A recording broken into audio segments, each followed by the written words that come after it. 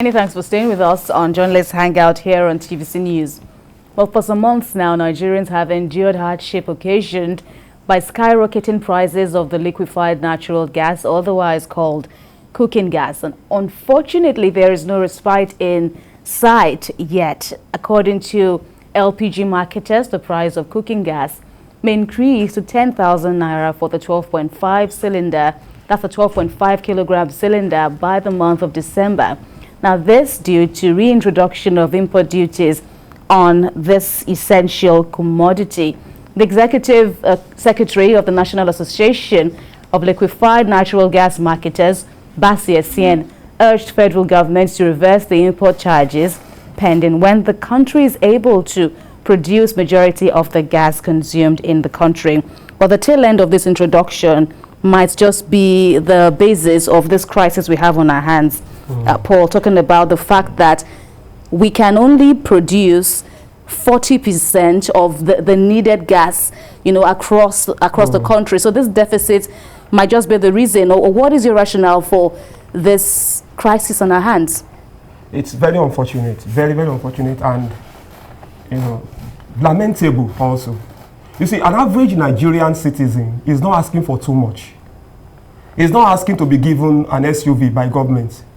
He's not asking to be given a mansion in Abuja. He just wants to eat. Food is a basic necessity of man. He just wants to eat. He wants to eat his banegusi soup. He wants to eat his concussion rice. Even if he cannot, if there's no fish in the food, you understand? He just wants to eat. And then you are now cooking his food very difficult for him. Now, we import 70% of between 60 and 70% of the gas, and then energy supply is just probably 30%. And of course, government now feels okay. Let us now reintroduce the duty, the tax on importation. In fact, for some of them, they even backdated the thing 7 months back. I think it's a very bad one. A government official said it's a deregulated sector. There's nothing we can do about it, and all of that. But that's a very unwise thing to say. Yes, it's a deregulated sector, but there are actions that government can take. There was a time that they waived the duty on import by 30%. Some years ago. If you cannot cancel it, you can do what? You can just do what? You can reduce the burden. You understand? That is one. Two, we must encourage, like what's his name again? The Basi Essien said, let's encourage. I don't see why we cannot produce sufficient gas in this country. Why we cannot encourage local production of cooking gas in this country? I don't know why we can't do that. I don't know. All right. Okay. So before I bring in our guest, for this discussion, let me hear from you, Wale Adeoye. What is the problem from your analysis? One thing is very clear. Gas is necessary for us for so many reasons. Because of climate change, all over the world, people are clamoring for emphasis on cleaner energy. We want our people in communities to stop using firewood, because when you use firewood and other materials and all that, they destroy the ozone layer. The impact on our livelihood. It causes a kind of environmental genocide, which may destroy the future of our people. And that's why there have been seen so many international conventions that Nigeria is a signatory. Currently, it's going on in Scotland. I think the president will be there. Absolutely. Conference of Parties, United Nations Framework on Climate Change. And Nigeria had obligations dating back to 1992 that, okay, we are going to, in fact, they started the idea of they are going to stop gas flaring in 1979. But up till now, we still have a problem where we cannot produce enough gas for us. We are importing gas from Algeria. We are importing gas from Equatorial Guinea. We are importing gas from the United States. And Nigeria has 187 trillion cubic feet of gas reserve, which is enough to, in fact, to meet all our needs. So what happens is that we flare gas, and And since the introduction of the Nigerian Liquefied Natural Gas Company, nothing has been done substantially to improve the gas consumption at home, at the home front. There are only about 200 licensed gas bottling companies, which is not enough to deal with our situation at home. So I think it boils down to a lot of lack of seriousness on the part of government to meet local and international treaties and obligations. And I think if gas begins to go up, the price of gas, people will now resort to firewood. Imagine a situation where you earn just 30,000. Even available. Yeah. Even sawdust. Nigeria is the ninth biggest in terms of gas reserve. It's the ninth in the world after Russia, Qatar, Iran, and United States. So we have enough to, in fact, to produce, to use for transportation, to use for fertilizer, to use for energy. In fact, the gas we have can supply about 80 million homes in terms of energy supply. So, but what happens is that you have a situation where you have resources that you cannot manage, and you now have to depend on other countries that don't even have the kind of resources that you have. So I think it's an embarrassment. If you earn 30,000 naira minimum wage and you buy gas of 8,000 naira, what are you going to be left with? So people are going to go back into the crude way, of generating energy, which is going to impact on our environment, is going to impact on climate change, and it's going to mean that we are contributing a lot of havoc. And that will even take us back. Yeah, it will take us back. To the days we thought are long forgotten. Well, let's bring in via Zoom for more insight on this issue and resolving this crisis, the president of the Nigeria Association of Liquefied Natural Gas Marketers, Mr. Oladapo Olatubosu. Welcome to Journalist Hangout on TVC News. So what is your, contribution on this issue? Why we have the crisis on our hands, and most importantly, how we get out of it? Thank you for having me. I think the problem is with us for some months now, and probably we will not do more about the cause rather than talking more about the effects and the solution. And like your panelists has just discussed, I give it to them, they have a deep knowledge of gas and they understand what this problem is. We have shortage in supply. Of course, middlemen roles are also there, that for profiteering and some other issues, and the role of government. But whatever the causes may be, it's not very relevant now. The critical thing is what are the effects of this hike and what are the way out, so that Nigerians can know that they have a life to live. Usually the problem, the effect of this hike in price is because of they having low patronage. People are abandoning use of gas. And it's unfortunate if Nigerians cannot have access to a decent way of cooking.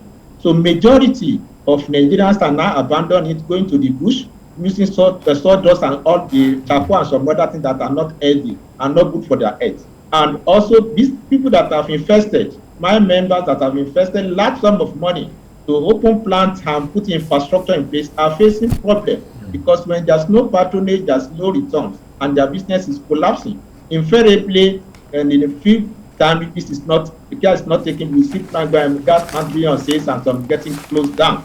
So apparently there are a lot of problems at hand. But more importantly is the government. The government also has a lot to lose here. They are going to lose credibility from the electorate. Nigerians do not demand much from any government. It's a simple demand. And they want to eat. They want to live a normal life. And when they cannot afford to cook in their house, certainly they will have a pressure on what the gain they are getting from government. So government is also going to get a lot of bashing, a lot of credibility loss in this show. And that's one of the critical effects.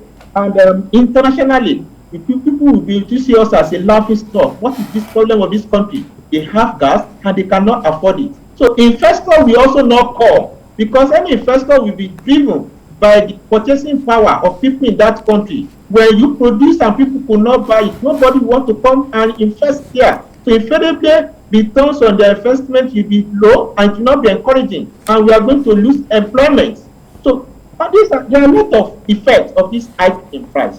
But the important thing is, what is the solution right now? Because the rate things are going. By the time we enter in December, we are going to buy 12.5 kg for 15,000. As at now, there is artificial scarcity of gas. Some plants are dried out. They don't have gas now. The one that is available, the price is very, very unheard of. If you are taking gas from Lagos to Birnin Kebbi Lokoja, and the landing cost is going to about 13 million for 20 metric tons, and invariably you are going to sell it about 15,000 for 10.5. How many Nigeria can afford that? What is their per capita income? What's the purchasing power of Nigeria?